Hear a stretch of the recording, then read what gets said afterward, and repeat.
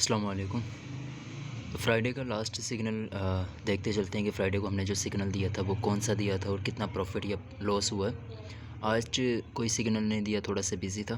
Friday का signal देख लेते हैं और काफ़ी लेट सिग्नल दिया था। फ्राइडे को हमने जो है ना ये सिग्नल दिया था,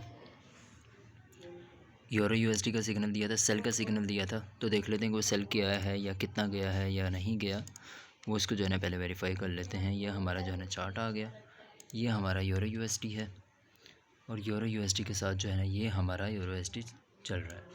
जैसे मैंने अल्हम्दुलिल्लाह लोकेशन बताई थी सेल की, वही लोकेशन जो है ना सेल हुआ। सेल के साथ साथ जो है ना इसका प्रॉफिट देख लेते हैं, हमारा प्रॉफिट चल रहा है या लॉस चल रहा है, वो ये देख लेते हैं।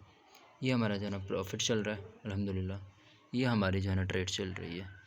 तो 10 ज़ीरो पॉइंट मतलब 0.10 पे जो है ना मैंने होल्डिंग पावर, ठीक है, यानी ये तकरीबन $95 प्रॉफिट में चली गई थी एक जो है ना अपना ट्रेड। अभी भी तकरीबन $80 प्रॉफिट में चल रही है। तो मिलते हैं फिर इंशाल्लाह नेक्स्ट सिग्नल पे। अपना ख्याल रखिएगा, दुआ में याद रखिएगा। जज़ाकल्लाह, अल्लाह हाफ़िज़।